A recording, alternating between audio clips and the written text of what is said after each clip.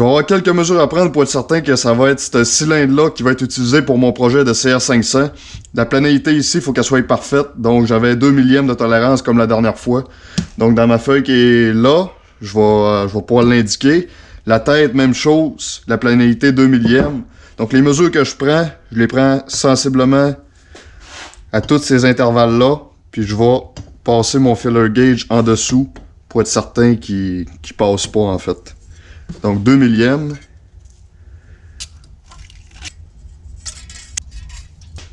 Même chose pour la base du cylindre. Je vais passer ma straight edge encore. Faut pas que le 2 millièmes passe en dessous non plus. Donc ça c'est parfait. Autre chose qui est vraiment importante à vérifier sur ces cylindres-là, c'est l'exhaust bridge qui est là. Donc ça c'est vraiment propice à craquer s'il n'y a pas eu on appelle ça un exhaust bridge relief. Donc il faut que ça soit usiné un petit peu parce que le taux d'expansion de ce petit morceau-là est plus élevé que le reste du cylindre quand le moteur est en fonctionnement. Donc c'est possible qu'il rentre en interférence avec le piston lorsque le moteur monte en température. Ce qui est important, c'est d'en enlever 3-4 millièmes d'épaisseur à peu près. Il y a un dessin qui est particulièrement axé là-dessus sur Internet qui circule, donc c'est possible d'avoir les mesures précises. Ça, c'est à usiner lorsqu'on fait faire soit un reperçage ou peu importe. Il a été fait sur ce cylindre-là, c'est merveilleux, la personne a fait ses devoirs. Donc le cylindre est encore vraiment récupérable, il est en ordre. Une chose que je veux mesurer qui est importante, encore une fois, j'ai été sortir les dessins sur Internet directement de chez Honda, donc la hauteur du cylindre. Parce qu'il y a certains machinistes qui vont usiner la base pour avoir une différente hauteur de porting, pour avoir un power band différent. Moi, je veux que la base n'a pas été usinée. Donc je vais mesurer, j'ai la mesure exacte, la hauteur du cylindre pour être sûr que ma base est d'origine. Pour ce faire, je prends un micromètre extérieur de 5 à 6 pouces qui a préalablement été nettoyé et calibré. Donc je vais être bon pour prendre ma mesure de la hauteur.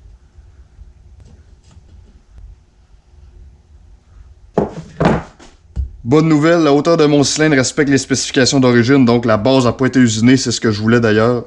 Dernière chose à mesurer, ça va être le bord, c'est-à-dire le diamètre du cylindre, pour être sûr qu'il ne soit pas à son dernier oversize. Sans ça, c'est inutilisable, la sleeve va être trop mince. Ce qui est le fun avec ça, c'est que la sleeve est en acier. Donc c'est pas une sleeve qui est on appelle ça au Nicacil, c'est le nom commercial pour nickel silicium. C'est un carbure au nickel silicium. C'est un revêtement qui est vraiment très performant, sauf que quand il est usé, souvent les personnes changent le cylindre parce que c'est dispendieux de refaire un plating. Dans ce cas-ci, c'est une sleeve qui est en acier. Vous pouvez faire le test rapidement. Là, une sleeve en Nicacil, c'est plus orangé un peu visuellement. Vous pouvez prendre un aimant, de regarder. Si ça colle, c'est évident que la sleeve est en acier. Donc dans ce cas-là, c'est une sleeve en acier. Fait que je peux la repercer facilement puis repasser les pierres. C'est ça qui est pratique, ça coûte pas cher non plus. Pour mesurer le bord de votre cylindre, deux options qui s'offrent à vous.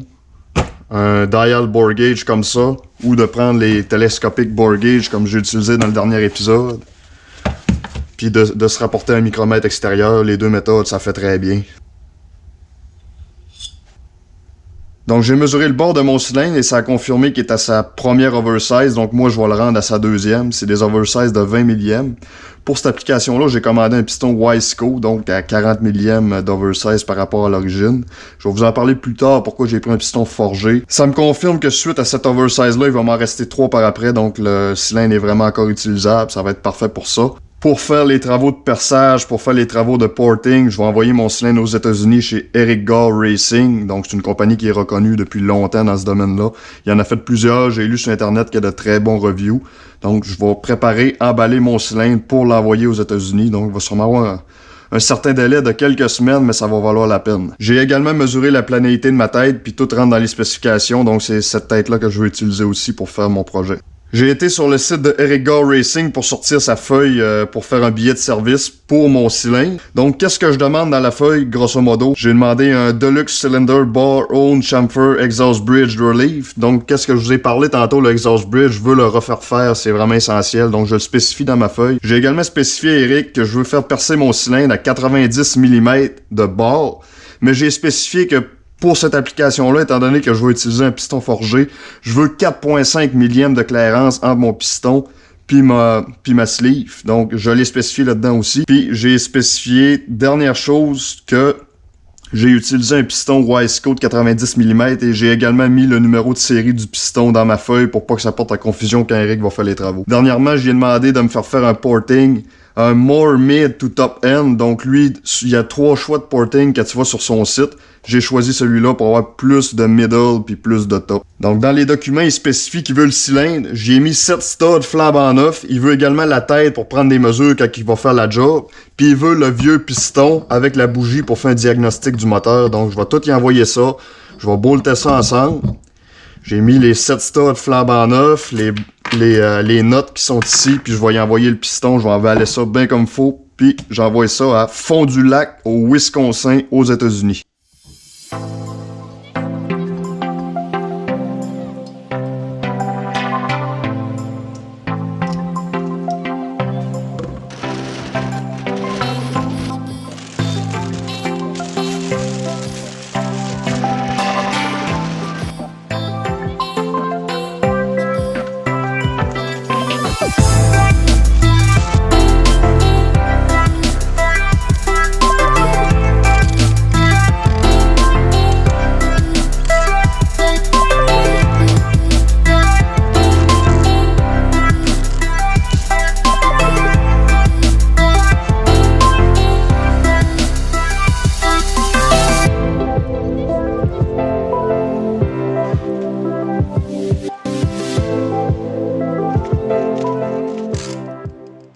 Donc demain, ce colis-là s'en va aux États-Unis pour faire travailler mon cylindre de CR500. Bon, pour rentrer les bearings de crank, ça arrive du four. C'est très chaud en ce moment, fait que je vous conseille de mettre des gants quand on fait manipulation. Les 2 bearings de crank que je vais avoir installés, là, ils étaient au froid. Comme je dis, je les ai mis dehors. Là, au Québec, en ce moment, il fait très froid, fait que c'est pratique. Fait que pour l'installation, comme j'ai parlé dans le dernier épisode, toujours avoir l'écriture du bearing vers soi, c'est une bonne pratique. Si jamais j'ai besoin de réouvrir le case, ben peu importe, je sais exactement c'est quoi qui a été installé. Hey, je l'ai rentré à la main. Fait que j'allais vous dire, normalement, il faut toujours se prendre soit un box ou ben peu importe un outil là qui va peser sur la race extérieure du bearing, jamais peser sur celle-là qui est par en dedans là, au risque de la briser. D'habitude un box ça fait la job, là je n'avais pas des assez gros. J'avais mon Tusk Crank Puller ici qui avait un très bon diamètre, là ça aurait fait la job numéro 1. Mais comme je vous dis, il est rentré à la main, un de fait. D'origine, les bearings viennent toujours avec de la graisse. Cependant, j'aime toujours ça remettre un petit peu d'assembly lube. J'ai 2 produits que j'adore utiliser. J'ai le produit de Redline Racing que j'ai. C'est un assembly lube que j'ai toujours bien aimé. Il y a une bonne consistance, ça fait la job numéro 1. Il y a Maxima aussi qui font de très bons produits, là, qui font un assembly lube spécifiquement pour les moteurs de moto 4 roues. J'en ai pas présentement, je l'ai déjà utilisé, ça fait très bien la job. Aujourd'hui, on va se servir du Redline Racing Assembly Lube. Fait que vous voyez la consistance là. Il y a des gens qui utilisent de l'huile, je l'ai déjà fait. Sauf que de l'huile, c'est plus liquide que ça. Ça a tendance à pas rester en place. Puis tu sais, mon moteur, je vais faire ça sur quelques semaines, voire quelques mois. Donc, je veux que le produit reste en place quand je vais faire la mise à feu pour la première fois. Je veux qu'il y ait une bonne lubrification. Fait que ce que je fais, c'est que je prends un pinceau pour en mettre. Essayez de pas pogner un pinceau trop cheap là, qui va laisser toutes les poils là en même temps. Fait qu'on prend un peu de produit, puis on vient en appliquer directement sur les billes du bearing. Gênez-vous pas d'en mettre. De toute façon, ça va brûler quand le moteur va décoller, puis c'est pas nocif du tout là, pour la mécanique. Au contraire, faut une bonne lubrification, surtout pour le premier départ. Comme on dit, c'est pas de longuant, mettez-en, c'est pas de quoi qui coûte extrêmement cher. Faut pas en manquer. Tiens, tous les bearings flambant neufs sont rentrés dans ce case-là. Ce qui est merveilleux, c'est que je me suis servi de la technique justement chaud-froid. Les bearings sont froids, les cases sont chauds.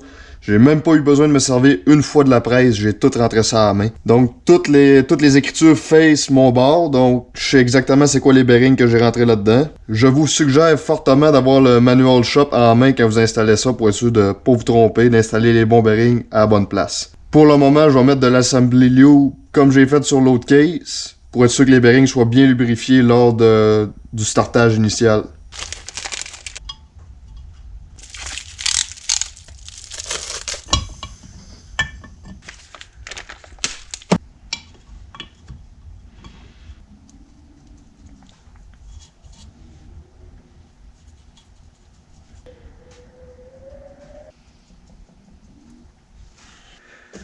Une petite spécification, quand on vient réinstaller les retainers, ici pour les bearings, les bolts que vous êtes servis, c'est vraiment important de nettoyer les filets. Vraiment, vraiment important. Vous pouvez prendre des brosses qui ressemblent à ça, des petites brosses à la main, avec des poils métalliques. Enlever l'ancien Loctite qui était sur les filets des bolts, parce que ça va changer la spécification du torque que vous allez appliquer. C'est vraiment important que ça soit bien propre. Ça, c'en est une que j'ai nettoyée. Ça, c'en est une que l'ancien Loctite est dessus. Fait que vous voyez la différence. Le produit que j'utilise, Permatex ou Loctite, qui est deux marques de haute qualité.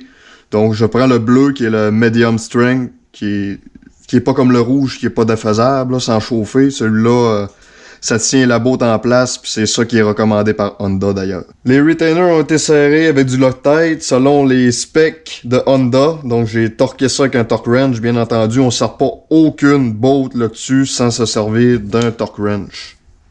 Comme ça. Puis encore une fois, qu'il faut qu'il soit à la bonne température. Je peux pas le laisser dehors à moins 30 et le rentrer ici, là, ça fera pas. Il faut que le torque wrench soit à 20 degrés C, c'est la température idéale pour faire la job. Prochaine étape, mon crank est dehors, encore une fois à moins 30, fait que je vais le rentrer ici. Il est bien glacé. Je l'ai laissé dans son emballage, bien sûr, pour pas qu'il y ait aucun contaminant. Donc il est bien clean. Fait que je viens de glisser. J'ai pas réussi à rentrer mon crank avec la technique du chaud-froid, donc je vais me servir de mon outil qui est un crank puller de Tusk, ça fait très bien. Donc le bout du crank est relié avec cet outil-là, je vais visser ici, puis le crank va se tirer par là. Bien important, on tient la bielle justement pour que tout passe sans accrocher sur le case. On vient visser le bout avec un Westcott, puis tout devrait se placer normalement. Tiens, mon crank est bien à côté au fond. Fait qu'il est installé.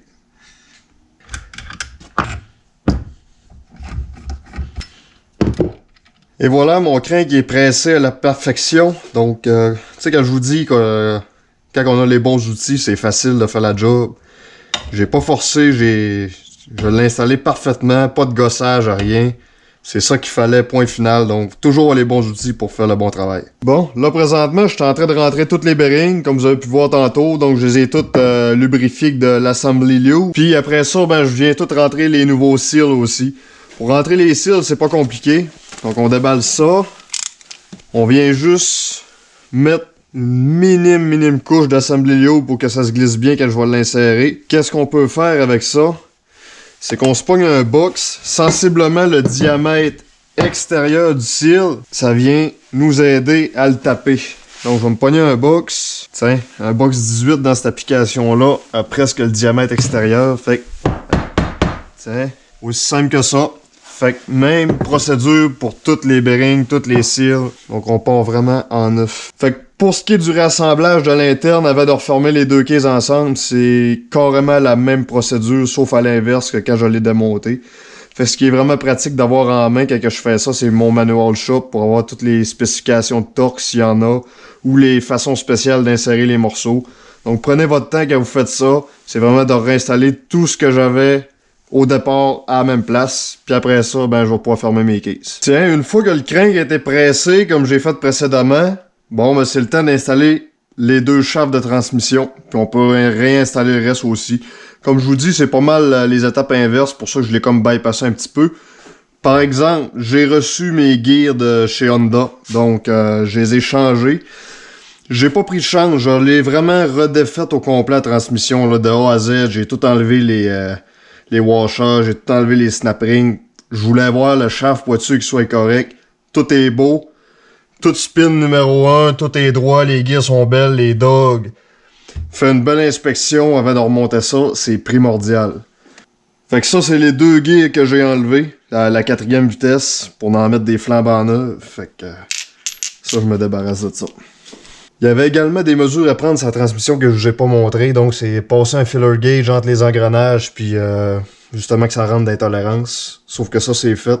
Genre rentrer la transmission, je vous l'ai pas montré malheureusement. Au niveau des fourchettes, regardez ça, j'ai eu ma plaque de granit aussi. Donc, une plaque de granit, comme j'expliquais, ça a une planéité vraiment, vraiment sévère. Fait que qu'est-ce que tu mets là-dessus, t'es sûr que c'est plane.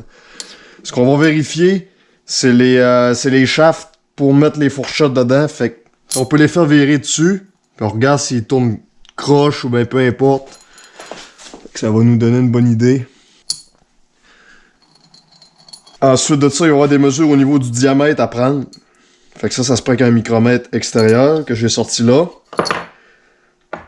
Pour les fourchettes, ce qui est important de vérifier, dans le fond, c'est qu'il y ait un angle de 90 degrés. Faut qu'il soit bien droit. Ce que je peux faire, c'est que je peux prendre le coin de ma straight edge, que je suis sûr à 100% que c'est droit. Fait que je me mets vis-à-vis, pis tu sais, je regarde. T'sais, on voit que la fourchette a pas été crochie, il y a juste de l'usure qui est normale dessus, il y a pas rien qui est croche là-dessus, fait qu'elle, en tant que telle, est bonne. Cependant, il va y avoir une mesure à prendre ici avec les télescopiques bore gauge. Donc, il y a une mesure qu'il faut que je vienne rentrer dans ma blueprinting sheet. Une mesure du diamètre du shaft. Puis aussi une mesure, on appelle ça les fingers. Fait que c'est l'épaisseur, les doigts. Une grosse traduction. On fait le même exercice pour les 3 fourchettes pour être sûr qu'ils soient encore en bon état avant de les remettre dedans. Parce que comme je vous dis, c'est 2 cases que je vais venir refermer. C'est sûr qu'il y a possibilité de les rouvrir, mais préférablement on fait un job comme il faut one shot, puis après ça, regarde, on a la paix avec ça. La dernière fourchette, je l'avais mesurée, puis je l'avais déjà rentrée. Je sais pas si j'en avais parlé précédemment, mais pour toutes les cils ici, les cils flambant neufs que j'ai mis, toujours mettre de la graisse. Je mets pas d'assembly loop, je mets mieux de la graisse, c'est plus tenace, ça va rester en place, fait que ça va lubrifier bien comme il faut. Parce que quand le shaft du crankshaft va commencer à tourner au début, ça tourne très vite, donc il faut une bonne lubrification. Je prends la graisse Bel Ray, la Waterproof Grease, c'est vraiment de la qualité cette graisse-là, donc très bon produit.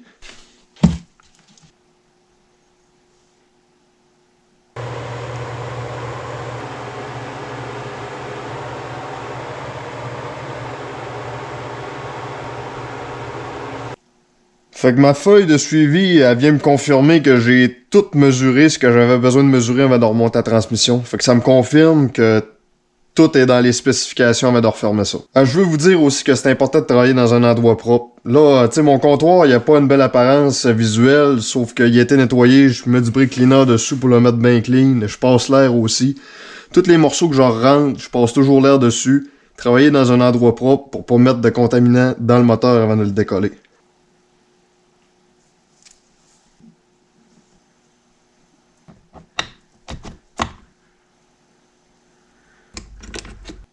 Bon, rendu là, je me suis doublement et triplement vérifié pour être sûr que tout est en place, il manque rien, tout est torqué au spec, tout est parfait. Fait qu'il va me rester à mettre la gasket sur la surface usinée ici.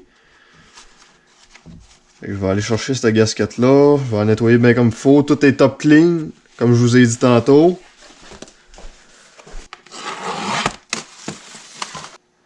Ça, c'est le bon gasket. Je vais vous montrer un petit truc. Question de pas vivre un horreur comme j'ai vécu quand j'ai défait ce moteur-là. J'ai gratté à peu près pendant 1 heure la surface usinée. Mettez de la graisse un petit peu sur le gasket. Fait que comme ça, il va toujours rester, on va dire, plus mou, plus humide, puis il collera jamais aux surfaces usinées. Fait qu'il va toujours être plus facile à défaire, puis en plus, quand je vais l'installer, il va tenir en place à cause de la graisse. Essayez ça.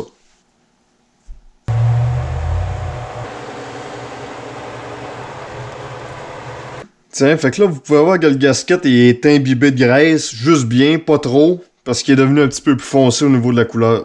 Fait que là, techniquement, on est prêt à mettre les 2 cases ensemble.